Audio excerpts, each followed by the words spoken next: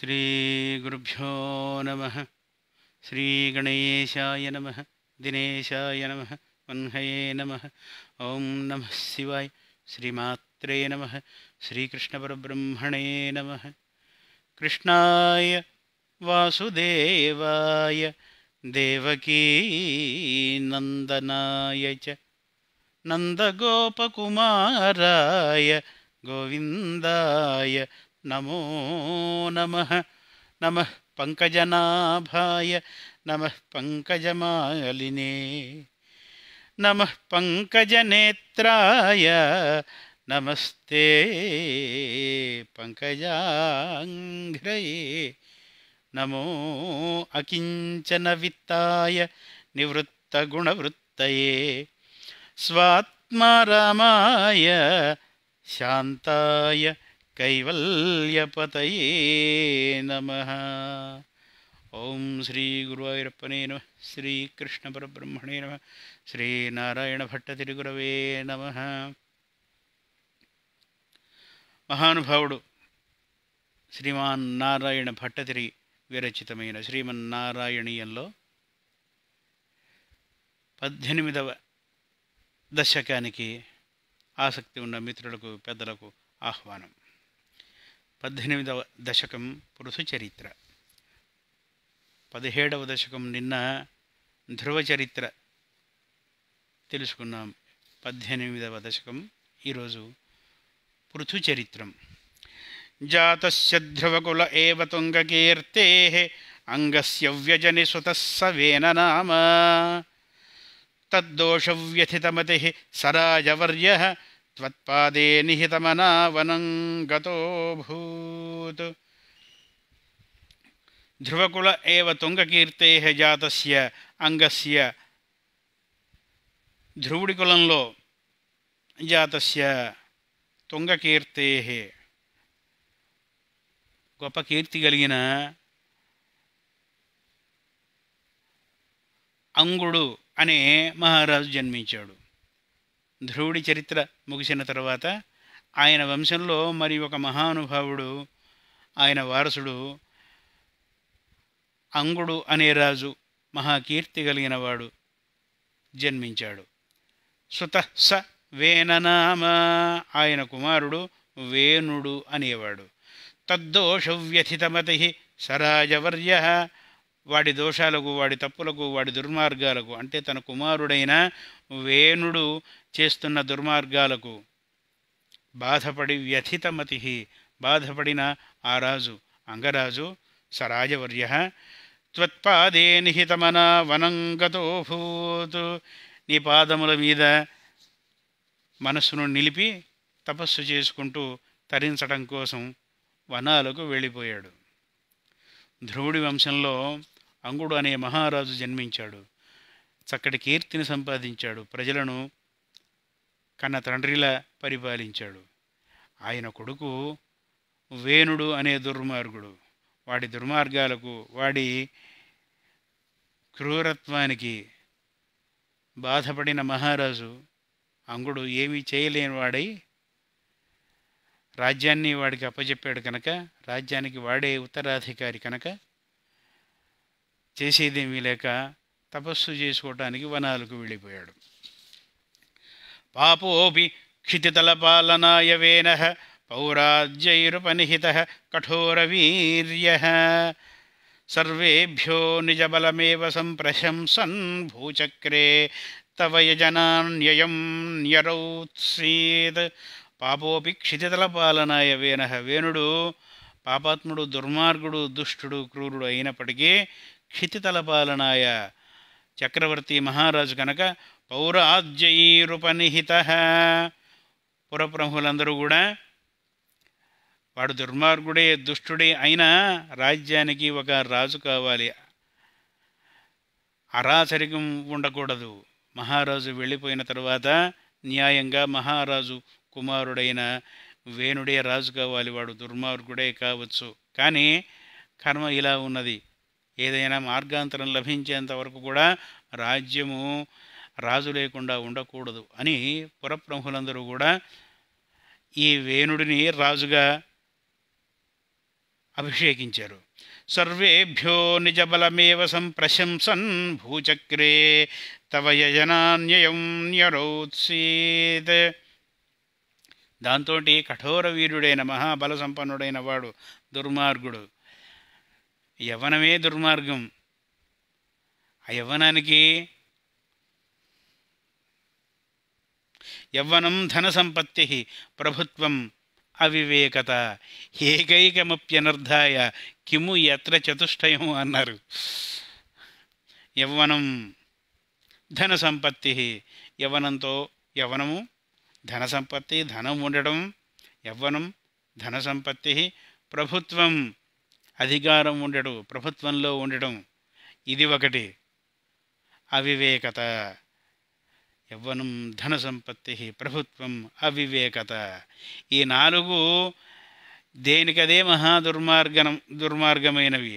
ఈ నాలుగిటిలో ఏ ఒక్కటి ఉన్నా చాలు వాడి వల్ల సమస్తం నాశనం కావటానికి. కిము యత్ర చతుష్టయం, ఈ నాలుగు ఇంకా ఒక దగ్గరే ఉంటే, ఒక్కడిలోనే ఉంటే చెప్పాల్సిన పనే లేదు.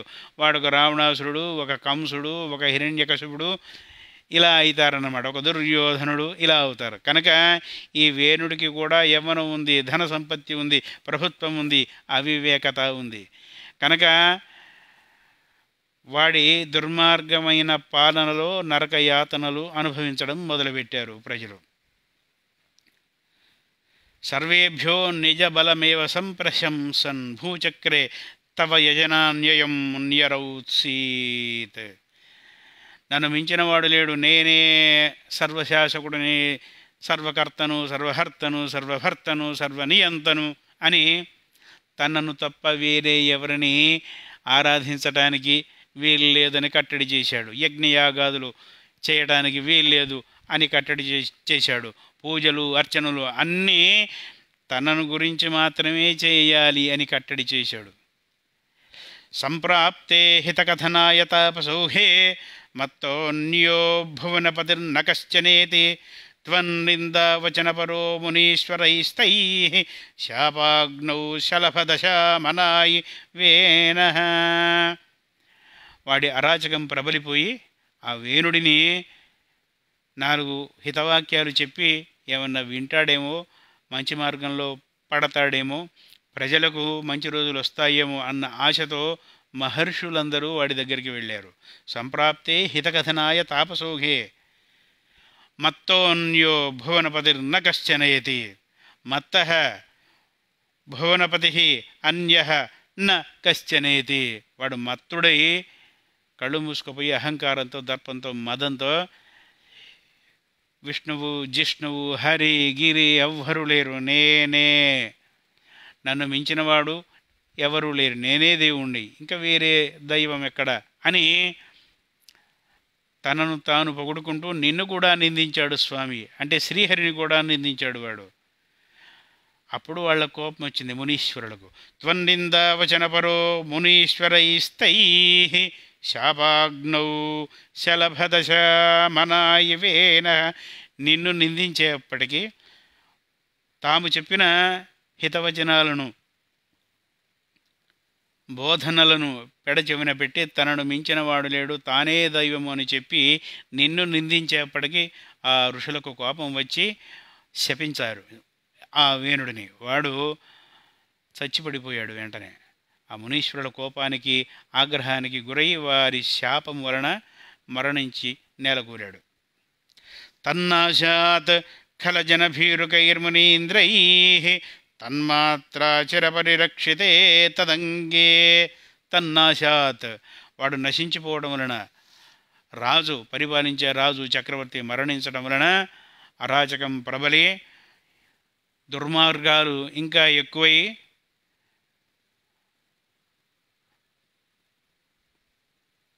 దుర్మార్గుడైన ఒక కట్టడి చేసేవాడు, నియమించేవాడు, శాసించేవాడు రాజు అంటూ లేకపోవడంతో ఇంకా అరాచకం ప్రబలడం వలన ప్రజలందరూ నానా బాధలు పడసాగారు.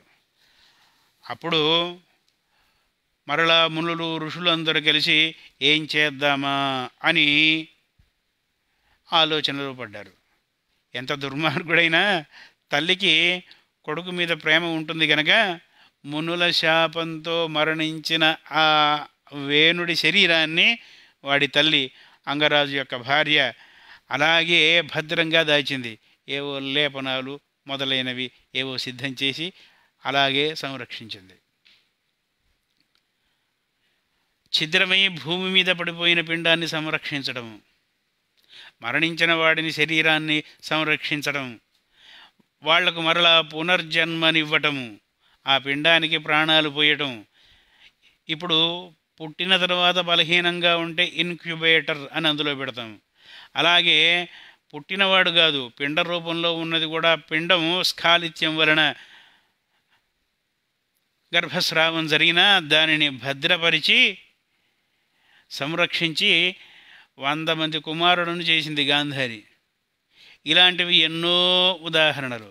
ఇక్కడ మరణించిన కుమారుడి శరీరాన్ని అలాగే భద్రపరిచి ఉంచింది వేణుడి తల్లి. మహర్షులందరూ కూడా ఇంకా దుర్మార్గం ప్రబలిపోయింది, అరాచకత్వం ఇంకా పెరిగిపోయింది కనుక ఏమైనా చేద్దాము అని వేణుడి తల్లి వాడి శరీరాన్ని అలాగే భద్రపరిచి ఉంచింది అని దివ్య దృష్టితో తెలుసుకొని ఆ మహర్షులందరూ వేణుడి తల్లి దగ్గరకు వచ్చారు. వచ్చి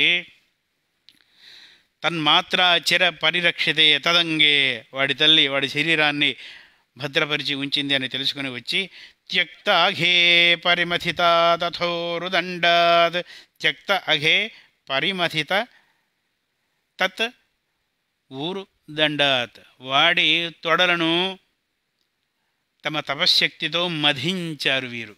ఈ మహర్షులందరూ కూడా వాడి ఊరువులను మధించారు. ఆ ఊరువుల నుండి దోర్దండే పరిమథితే త్వమావిరాసీ,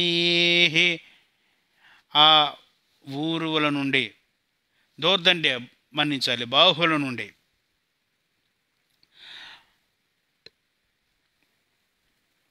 ఊరువులను మధించగా వాడు చేసిన పాపం పోయింది. ఊరువులను మధించారు.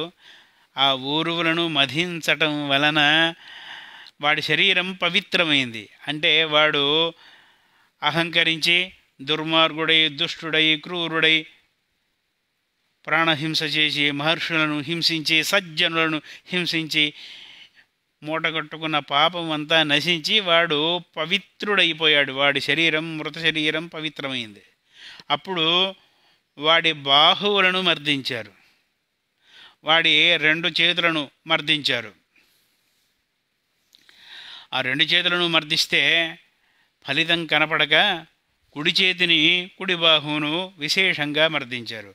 దోర్దండే పరిమథితే త్వమావిరాసీ, వాడి కుడి బాహువు నుండి, చనిపోయిన అంగుని శరీరం నుండి, ఆ మృతదేహం నుండి, కుడి బాహువు నుండి ఒక మహానుభావుడు పుట్టుకు వచ్చాడు. మునులు, ఋషులు పవిత్రమైన వేదమంత్రములతో ఆ క్రియ చేసిన కారణంగా, మునుల ప్రార్థనల ఫలితంగా సాక్షాత్తు నీవే తండ్రి శ్రీమన్నారాయణ గురువాయూరు పరవాస శ్రీకృష్ణ, నీవే వాడి కుడి బాహువు నుండి ఒక దివ్యమైన శిశువుగా ఆవిర్భవించావు. అలా ఆవిర్భవించిన నీవు పృథు చక్రవర్తి అని పేరుతో ప్రసిద్ధి చెందావు తండ్రి. పృథు చక్రవర్తి అలా జన్మించాడు. ధ్రువుడి వంశంలో వాడైన అంగమహారాజుకు పుట్టిన వేణుడనేవాడి శరీరాన్ని మధిస్తే వాడి కుడి బాహువు నుండి, కుడి భుజము నుండి పృథు చక్రవర్తి రూపంలో శ్రీ మహావిష్ణువు ఆవిర్భవించాడు. విఖ్యాత పృథురితి తాపసోపదిష్టై సూతాద్యై పరిణుత భావి భూరివీర్య వేనార్త్యా కబలిత సంపదం ధరిత్రీం ఆక్రాంతాం నిజధనుషా సమామకార్షీ. పృథు మహారాజుగా జన్మించిన శ్రీ మహావిష్ణువు తన విధ్యుక్త ధర్మాలను వేదోక్తంగా నిర్వహించడం మొదలుపెట్టాడు. వేదశాస్త్ర ప్రమాణం ప్రకారంగా ఋషులను, మునులను, సజ్జనులను గౌరవిస్తూ వర్ణాశ్రమ ధర్మములను చక్కగా కొనసాగేలా చేస్తూ ప్రజారంజకంగా, వేదోక్తంగా, న్యాయం ప్రకారంగా, చట్టం ప్రకారంగా మహర్షుల మహానుభావుల జ్ఞానుల హితవు ప్రకారంగా పరిపాలించాడు.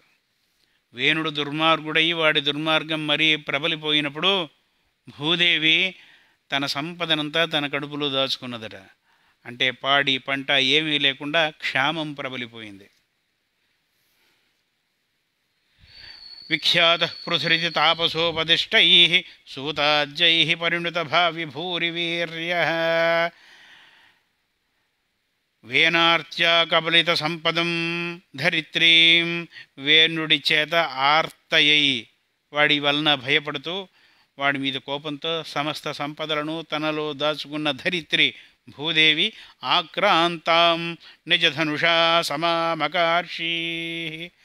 ఆవిడ పృథు చక్రవర్తికి స్వాధీనయ్యి లొంగిపోయి తన ధనుస్సుతో ఆయన సమస్త భూమండలాన్ని శాసిస్తుంటే ఆ ధనుస్సుకు తాను కూడా అతని పరాక్రమానికి, అతని శౌర్యానికి, అతని సద్గుణ సంపత్తికి దాసోహమని భూమి తను దాచుకున్న సంపదలను అన్నింటినీ తిరిగి ఇచ్చింది.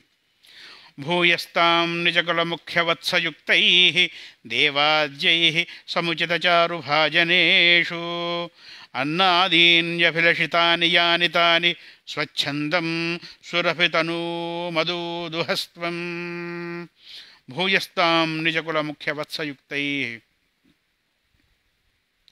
భూదేవి ఆవుగా మారింది. దేవతలందరూ కూడా యక్షులు, కిన్నరులు, కేచరులు, గరుడులు, కింపరుషులు, సిద్ధులు, సాధ్యులు, నాగులు, గరుడులు ఇలా దేవజాతికి సంబంధించిన వాళ్ళందరూ కూడా ఒక్కొక్క జాతి నుండి ఒక్కొక్క దూడగా మారి భూదేవి గోవుగా మారి భూదేవిని సమీపించడం వల్ల ఆ ధేను రూపంలో ఉన్న భూమి చేపి కావలసిన సంపదలను అన్నింటినీ క్షీర రూపంగా ప్రసాదించింది. అన్నాదీన్యభిలషితాని యాని తాని స్వచ్ఛందం సురభితనూ మధుదుహస్త్వం. అప్పుడు పృథు చక్రవర్తి రూపంలో ఉన్న శ్రీమన్నారాయణ, నీవు గోవు రూపంలో ఉన్న ఆ భూదేవి నుండి పాలను పితికినట్లుగా సమస్తములైన సంపదలను ఆ భూదేవి నుండి, గోమాతగా ఉన్న భూదేవి నుండి పితికి ప్రజలందరికీ ప్రదానం చేసావు తండ్రి. ఆత్మానం యజతి మహైస్త్వయి త్రిధామన్ ఆరబ్ధే శతతమవాజమేధయాగే స్పర్ధాళు శతమఖ ఏత్యనీచ వేషో హృత్వాశ్వం తవ తనయాత్ పరాజితోభూత్.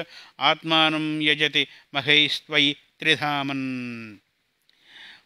మహానుభావ, ఆత్మానం యజతి మహై త్వయి త్రిధామన్. ఆత్మానం యజతి, నిన్ను నీవే అర్చించుకున్నావు యజ్ఞముల రూపంతో. పృథు చక్రవర్తి వందల యాగాలు చేసి తన స్వరూపంలో ఉన్న తానే తనను తానే అర్చించుకున్నాడు అంటున్నాడు చమత్కారంగా. ఆరబ్ధే శతతమవాజమేధయాగే, ఎన్నో యాగాలు, వందలాది యాగాలు చేస్తూ అశ్వమేధ యాగాలు కూడా చేశాడు. 99 అశ్వమేధ యాగాలే చేశాడు, మిగిలినవి పక్కన పెడితే. 100వ అశ్వమేధ యాగం చేస్తున్నప్పుడు స్పర్ధాళు శతమఖ ఏత్యనీచ వేషో. స్పర్ధాళు అసూయ కలిగిన వాడైన శతమఖుడు, దేవేంద్రుడికి శతమఖుడు అని బిరుదు. ఇక్కడ చమత్కారంగా అంటున్నాడు. అదే నారాయణీయంలో శ్రీ నారాయణ భట్టతిరి చమత్కారపు రచనా సంవిధానం. 99 అశ్వమేధ యాగాలు చేశాడు పృథు చక్రవర్తి. 100వ యాగం చేయబోతున్నాడు. దానికి అసూయ కలిగింది 100 యాగాలు చేసిన దేవేంద్రుడికి. అంటే ఇంకొక యాగం చేస్తే తనతో సమానుడవుతాడు కనుక అసూయ. తనతో సమానుడి మీద అసూయ ఉంటుంది, తనకన్నా తక్కువ వాడి మీద ఎవరికి అసూయ ఉండదు. వేరే వాళ్ళతో మనను పోల్చుకుంటే అప్పుడు అసూయ పెరుగుతుంది. దేవేంద్రుడికి ఇలా తనతో సమానుడవుతున్నాడు అన్న అసూయ కలిగింది. సమానుడైతే వచ్చే నష్టం ఏంటి అంటే,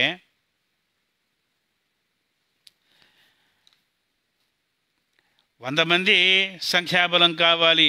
అప్పుడు అసెంబ్లీలో మన పార్టీ మెజారిటీలో ఉంటుంది, మనం సీఎం అవుతాం.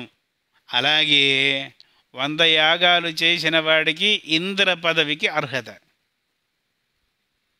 ఇంద్రుడు కావడం కోసం నిర్విఘ్నంగా 100 యాగాలు చేయాలి.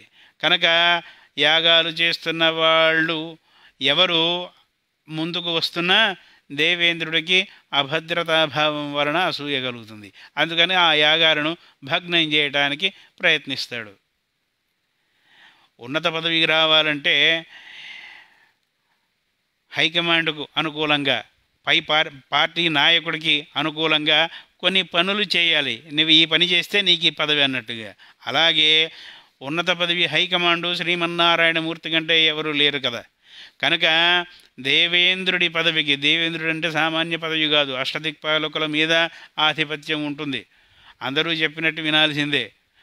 నవగ్రహాల మీద, అష్టదిక్పాలకుల మీద, సమస్తము మీద, బ్రహ్మ విష్ణు మహేశ్వరుల తరువాత అత్యంత బలసంపన్నుడైన వాడు, మహిమ కలిగినవాడు, అందరినీ శాసించేవాడు, అందరికీ ఏలిక అయినవాడు, సృష్టి మొత్తానికి చక్రవర్తి అయినవాడు దేవేంద్రుడే.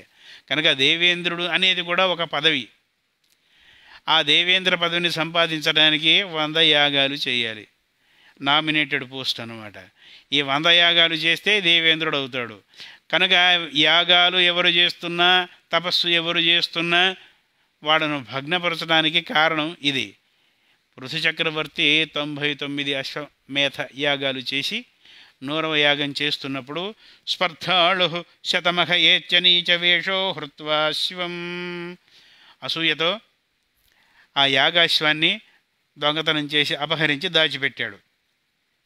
అలా నీచమైన పనికి దిగజారాడు. నీచవేషమున అంటే మారు రూపంలో, దొంగ రూపంలో వచ్చి స్పర్ధాళు శతమహ ఏచ్చ నీచవేషో హృత్వాశ్వం, నీచమైన వేషంతో వచ్చి నీ యాగాశ్వాన్ని అపహరించుకొని పోయాడు. తవతనయాత్ పరాజితో భూత్,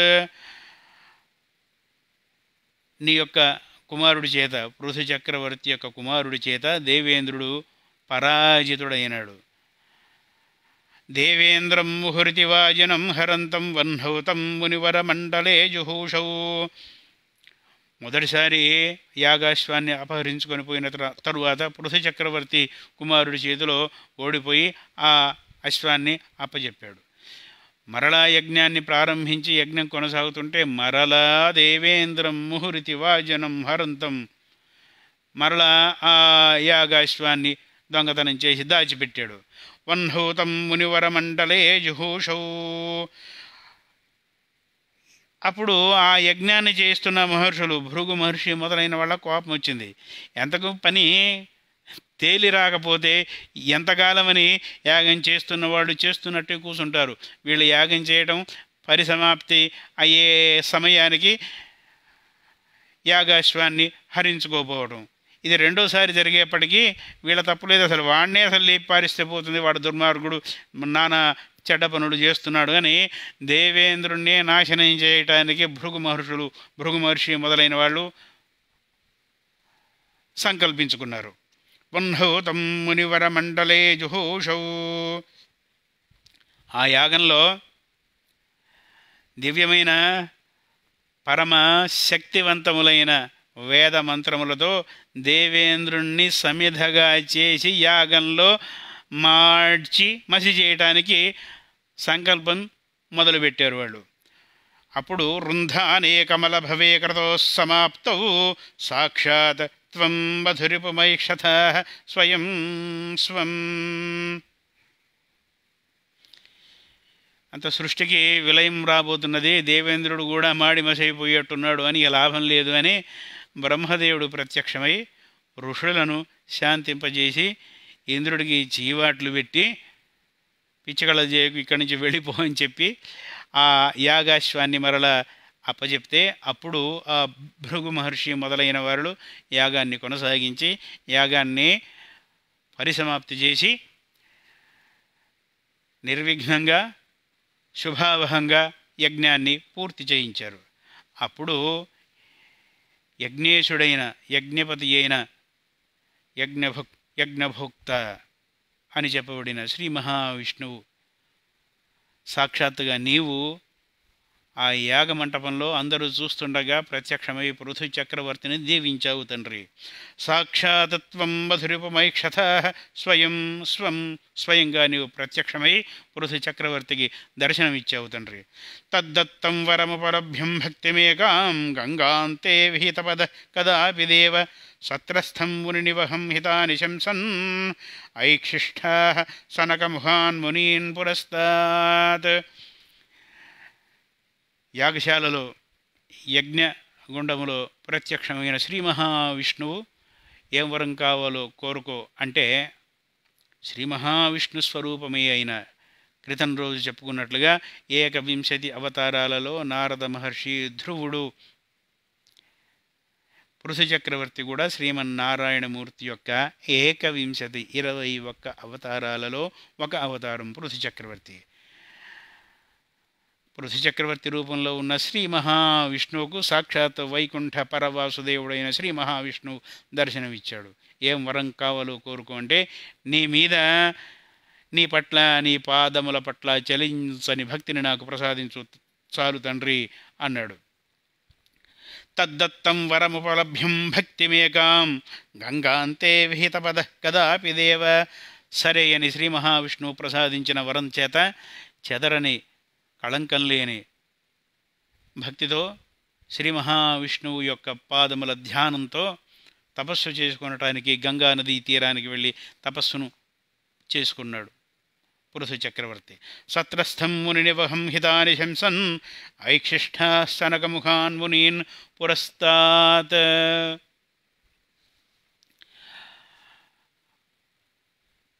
తపస్సంపన్నుడై మహర్షులకు సనక సనందన సనత్కుమార సనత్సుజాత మహానుభావుల సమక్షంలో యోగులకు, జ్ఞానులకు, ఋషులకు ఆధ్యాత్మిక తత్వ బోధన చేసి జ్ఞాన గంగను పారించాడు పృథు చక్రవర్తి రూపంలో ఉన్న శ్రీ మహావిష్ణువు.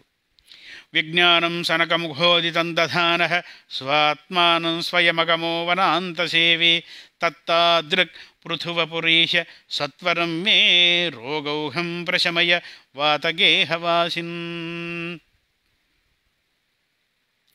తాను గురువై తన జ్ఞానాన్ని మహర్షులకు, బ్రహ్మర్షులకు పంచిపెట్టిన తరువాత తాను శిష్యుడై విజ్ఞానం సనకముఖోదితం దధానః. సనకాది మునులు జ్ఞానబోధ, తత్వబోధ చేస్తే వారికి శిష్యుడై వారి చేత ఆ బోధనను స్వీకరించి స్వాత్మానం స్వయమగమో వనాంతసేవి, రాజ్యాన్ని పుత్రులకు అప్పచెప్పి వనాలకు వెళ్ళి సర్వస్వాన్ని, సమస్తాన్ని సన్యసించి తత్తాదృక్ పృథువపురీశ అలా మోక్ష మార్గాన్ని అవలంబించి అవతార పరిసమాప్తి చేసి శ్రీమన్నారాయణ మూర్తిలో, తన స్వమూర్తిలో కలిసిపోయిన పృథుస్వరూపుడవైన శ్రీ మహావిష్ణువు, శ్రీమన్నారాయణ, శ్రీకృష్ణ, గురువాయూరు ప్రవాస తత్తాదృక్ పృథువపురీశ సత్వరం మే రోగౌహం ప్రశమయ.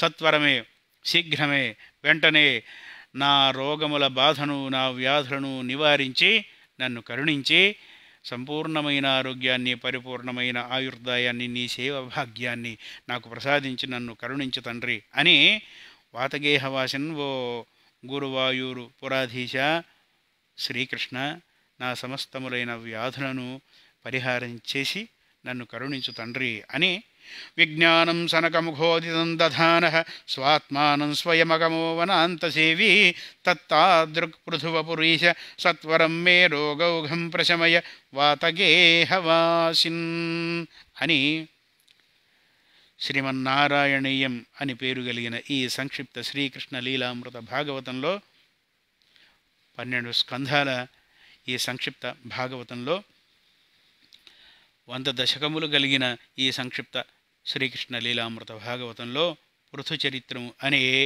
ఈ 18వ దశకాన్ని మహానుభావుడు నారాయణ భట్టతిరి మహానుభావుడు మనకు అనుగ్రహించాడు. 19వ దశకం గురించి తెలుసుకొనడం కోసం రేపు ఇదే సమయానికి మరలా కలుద్దాం. యదక్షరపదభ్రష్టం మాత్రాహీనం చ యద్భవేత్ తత్సర్వం క్షమ్యతాం దేవ నారాయణ నమోస్తుతే.